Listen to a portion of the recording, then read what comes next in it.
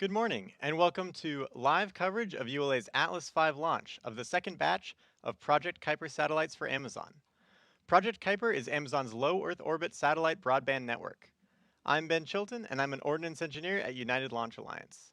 I'm joining you from ULA's Advanced Spaceflight Operations Center here at Cape Canaveral Space Force Station in Florida. We also have a team on console at ULA headquarters in Denver, Colorado. Liftoff is scheduled for 6:54:30 a.m. Eastern at the opening of today's 30-minute launch window. Launch windows vary by mission and are determined by the payload's destination. Today's mission is going to low Earth orbit, or LEO, and has multiple orbit insertion opportunities. Today's coverage will continue through the start of the first, second stage engine burn. For additional real-time mission coverage, follow along with our live blog at ulalaunch.com. And if you enjoy watching our live broadcasts, don't forget to subscribe to our YouTube channel for access to future missions, launch highlights, and behind-the-scenes rocket content. At this time, the team is not working any issues, and we're proceeding towards a 6:54:30 a.m. liftoff.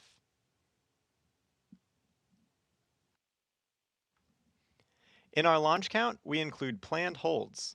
This means that as the launch team and the launch clock are getting closer to liftoff, the clock will pause for short periods of time to allow the team to resolve any issues that may occur in the hours leading up to launch.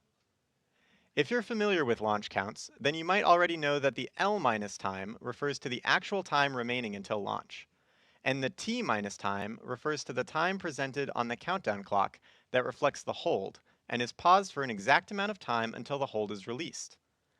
By building in this time, we give ourselves a higher probability of an on-time liftoff.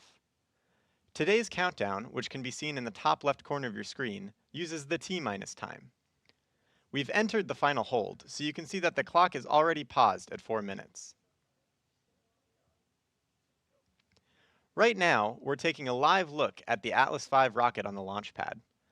As the countdown continues, our team is taking the final steps in preparation for liftoff. The first stage, also known as the rocket's booster stage, is the large tank on the bottom that is actually made up of two tanks, one filled with RP-1 fuel and the other with liquid oxygen.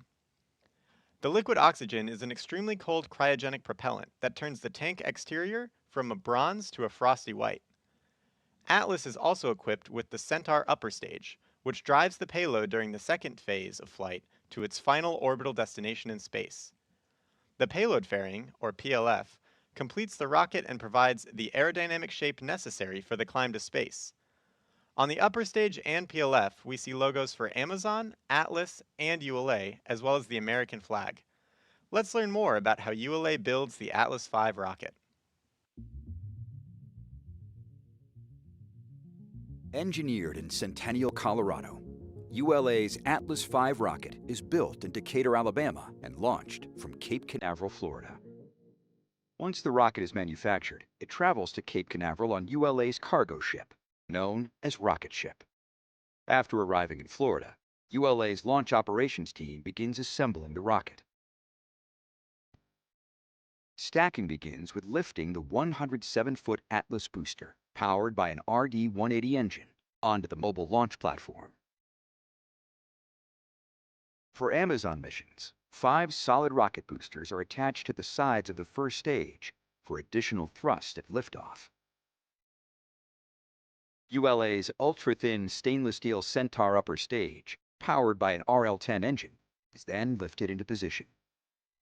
Lastly, the payload fairing, containing the spacecraft, is lifted and mated to the Atlas V rocket.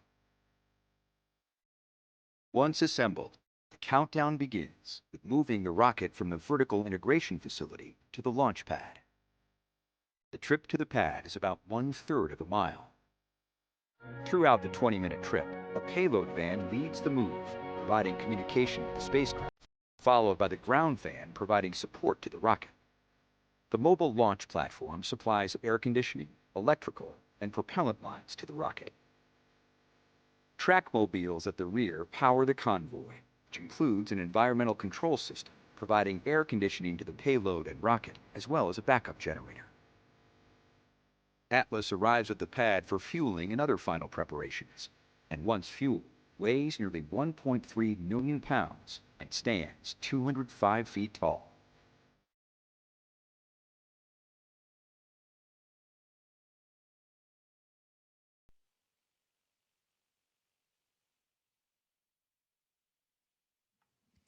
Here on Florida's Space Coast, the weather is often hot and humid as it is today.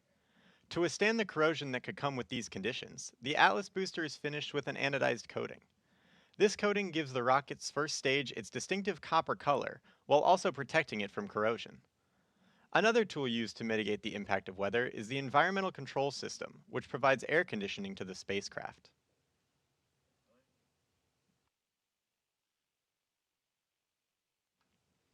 Following a test flight, today's mission is the second ULA launch to deliver Amazon's Project Kuiper satellites to orbit. Let's learn more about Project Kuiper and what they've been doing to prepare for this mission. It all starts with a countdown. But a countdown to what exactly? 6 years ago, we took on a journey to build the most advanced and the most modern communication system in the world. There are almost 3 billion people that don't have high-speed connectivity. Imagine if they had the ability to be connected just like you and I do, what they could do, what contributions they could make. This mission is ambitious for a truly worthy cause. It's going to impact communities that cannot be reached with fiber traditional communications. The solution really has to be from space. You can think of Project Kuiper as a three-part system: the satellite constellation, the customer terminal, and just as critically, the ground network and software that ultimately deliver connectivity. We have set out to design the most advanced satellite network ever built, and we have created the whole thing in-house at Amazon. You need just about every technology area to contribute to build the satellite: the propulsion system, the solar arrays, the silicon, the phased array antennas, the optical inter-satellite links. The team has to be innovative, agile, resilient as we're moving very, very fast. Building, testing, developing in-house has been an extraordinary ingredient. When we first proposed Project Kuiper internally, one of the first questions was, can you produce an affordable customer terminal? We knew that was going to be the linchpin of our system. The big breakthrough for us was combining transmit and receive antennas into a single aperture. No one had ever done this in the Ka-band. That let us pack a ton of performance into a really compact, really low-cost design. We're going to build tens of millions of these antennas, and we are well on our way. The design is done. We're now in the factory manufacturing it. We talk about the satellites and constellation, but Kuiper is a satellite constellation being operated as a network across hundreds of ground gateway terminals. Our ground network is spread out all over the world, and each site connects back to AWS. We already have a bunch of these sites installed everywhere from Australia to Germany, and more of them are coming online every month. There's a big difference between launching 2 satellites and launching 3,000 satellites. The past couple of years, my team has really been focused on how to achieve scale. Our own dedicated payload processing facility gives us the ability to control our own destiny. We've got the capacity to integrate up to 5 satellites per day and launch 3 simultaneous campaigns. Heavy lift rockets have higher performance, so we can take more satellites to orbit on any given launch. All of our heavy lift launch partners have had a successful first flight, so that's been a pretty exciting thing for us to see because we made those investments years in advance. All of the pieces have come together to support that first launch, and the next one, and the one after that. It might not all go perfectly, but we have an incredible commitment to this project and an incredible team committed to its mission. All roads lead here, a countdown to launch. And with more than 80 missions planned, we're just getting started.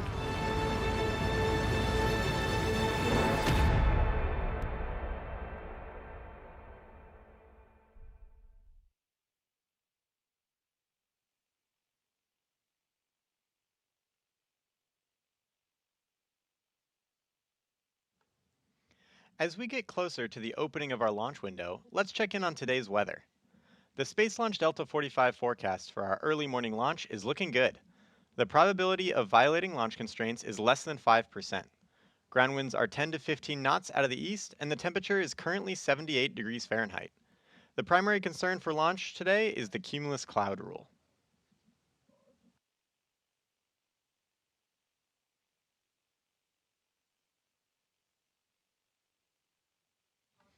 ULA's Atlas V rocket has flown national security, science and exploration, and commercial missions for more than 20 years. As a result, we have a lot of history, or as we call it, family data. This vast library of data is helpful when anomalies occur during the launch countdown. We can refer to the family data to see if the condition is something we've seen before and how we've resolved it in the past. If we experience an anomaly, the planned holds, like the hold we're in now, give our launch team time to evaluate the condition, compare it to the family data, and determine the path forward.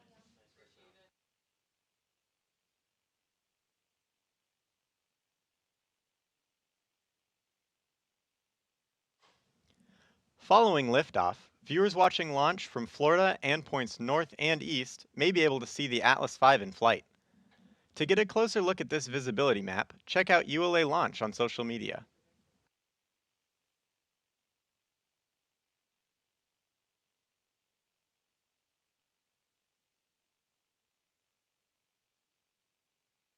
C, verify solar radiation acceptable for launch. Verified. LC, this is flight control. Go. Launch on time verified.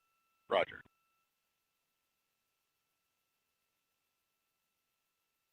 LC switch is ready. All steps are complete prior to the status check.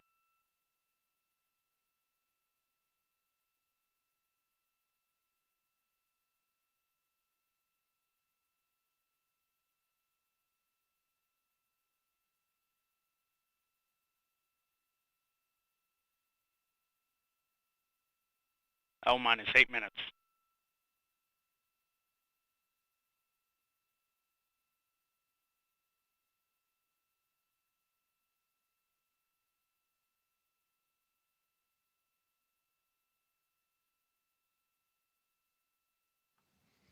We remain in the planned 60-minute hold as we continue towards liftoff. In a few moments, ULA launch conductor Dylan Rice will poll the team for the final go to pick up the countdown. The launch conductor coordinates the launch team during a countdown, similar to a symphony conductor coordinating an orchestra. 28 engineers are polled to confirm the rocket is ready to proceed. This is the final status check for all Atlas vehicle systems, ground systems, the payload, and the U.S. Space Force Eastern Range. Let's listen in as Dylan performs the final poll.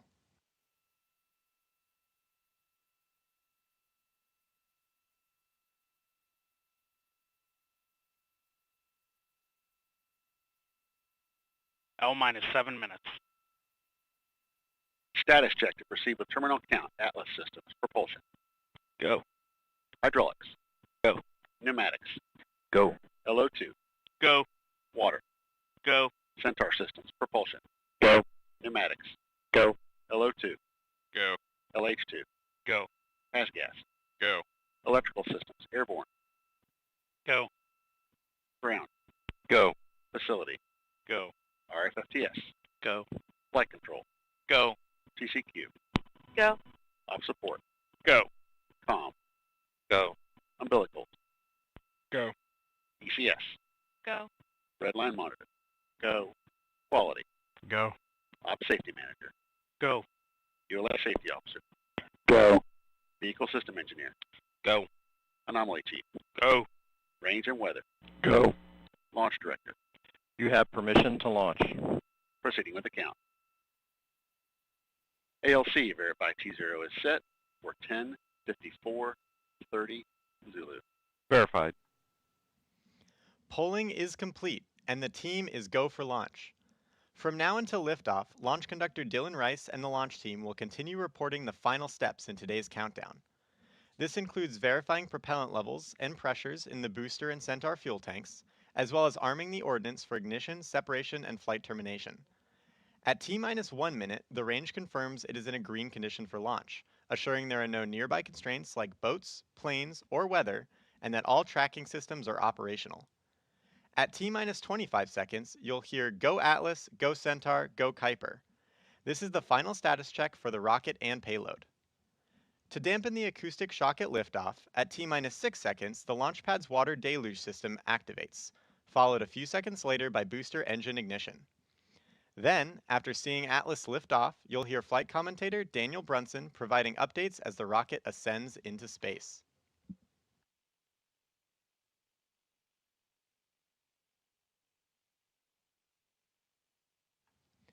While we arm the ordnance systems, we are preparing several key components for flight, such as the pyrotechnic initiated valves, energetic separation systems, and ordnance igniters, which ignite the solid rocket boosters. Ordnance is often associated with flight termination, but there are many additional uses for energetics within the vehicle.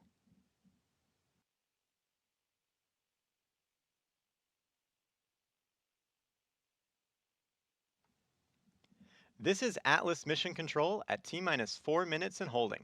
We anticipate releasing the hold in just a few moments. On my mark, the time will be T-minus 4 minutes and counting. 3, 2, 1, mark.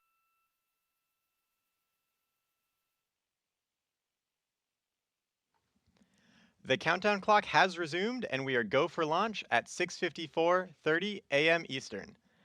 After liftoff, ULA's Atlas V rocket will fly northeast from Space Launch Complex 41. Here's a look at today's flight.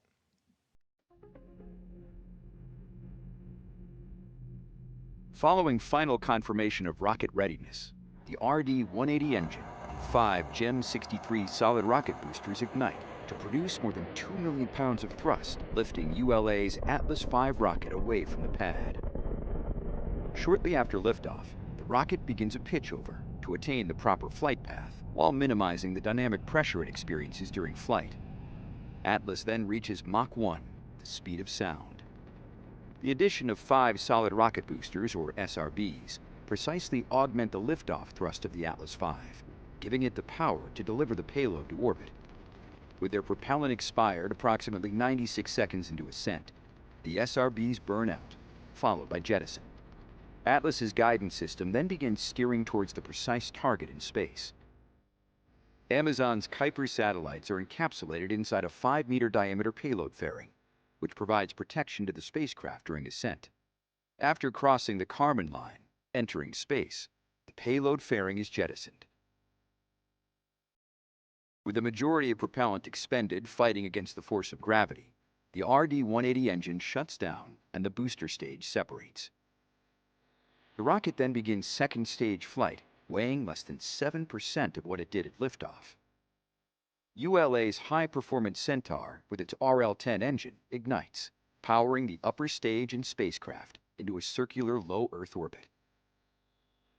The first burn comes to an end with engine shutdown, followed by Centaur orienting into the proper position to release Amazon's Project Kuiper satellites to build their low Earth orbit satellite broadband network.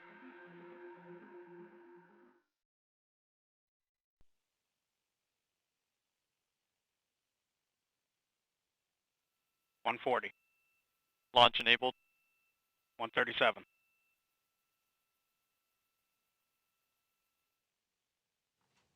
T-minus 90 seconds. The launch vehicle, ground systems, payload, and eastern range are go for launch. For those of you just tuning in, I'm Ben Chilton, joining you for today's live coverage of ULA's Atlas V launch of Amazon's Project Kuiper satellites. At this time, the team is not working any issues, and we're proceeding towards liftoff at 6:54:30 a.m. Eastern. Vent valves locked. 1 minute. Rock, report range status. Range green.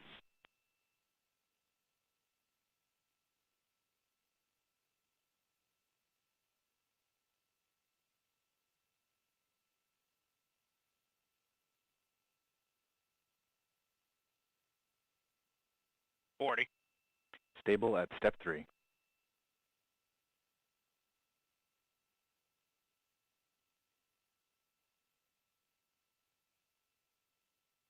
$28.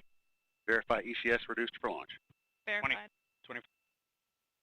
Status check. Go Atlas. Go Centaur. Go Kuiper.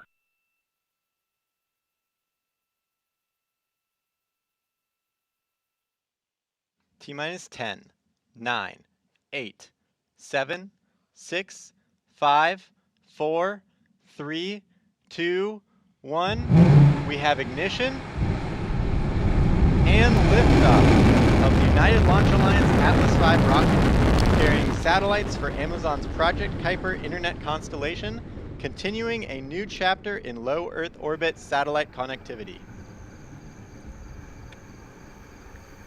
We've ended our pitch over maneuver. Body rates returning to 0.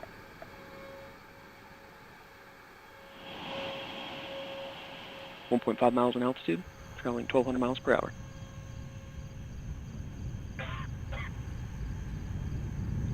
Mach 1, Atlas is now supersonic.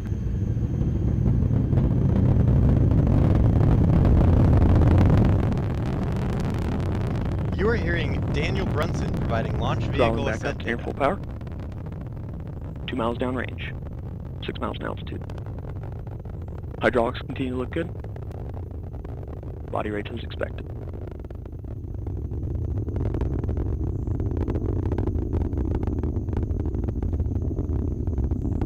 Atlas continues right down the center of the range track, 6 miles downrange.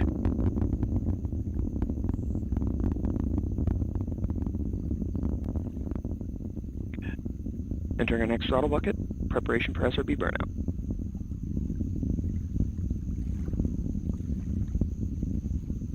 At this point in flight, Atlas is now half of its original liftoff weight, and engines continue to look good. And max Q, maximum dynamic pressure. And good indication of SRB burnout. Engine response continues to look good. Preparing for SRB jettison. Vehicle throttling back up to full power. And we got good indication of separation of all 5 SRBs. Hydraulics continue to look good. Body rates looking as expected. Vehicle's now approaching 40 miles downrange, 37 miles in altitude. We just heard confirmation of solid rocket booster jettison. These additional motors augmented the thrust at liftoff, giving the Atlas rocket an extra boost to reach its circular low Earth orbit destination. We're coming up on our next mission event, jettison of the payload fairing. Let's listen in. And 2 minutes to expected BECO. Engine continues to look healthy.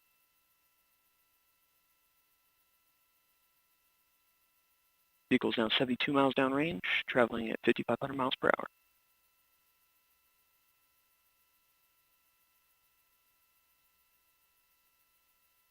Entering our next throttle segment, maintaining a constant 2.5 Gs in preparation for PLF jettison. And we've got activation of the RCS system on the upper stage. Vehicle's past the Kármán line. We've exited the Earth's atmosphere. Approaching 7,000 miles an hour, 120 miles downrange. And we got payload fairing jettison, and good indication of CFLR deck jettison. Engine continues to burn nominally.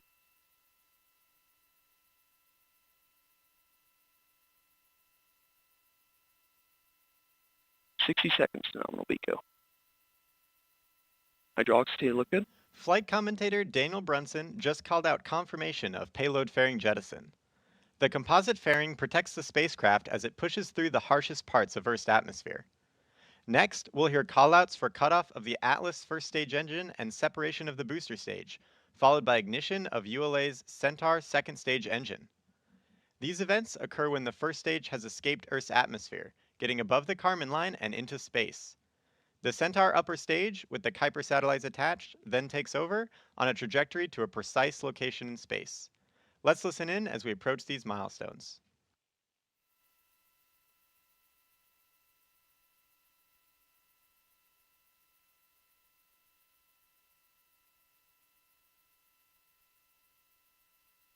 And completion of boost phase chill down. Engine housing temps responding as expected. And BECO, booster engine cutoff.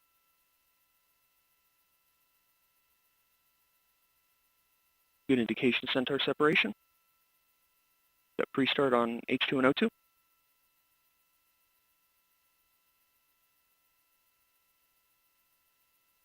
And ignition of Centaur upstage. This will be a 13-minute, 36-second first burn.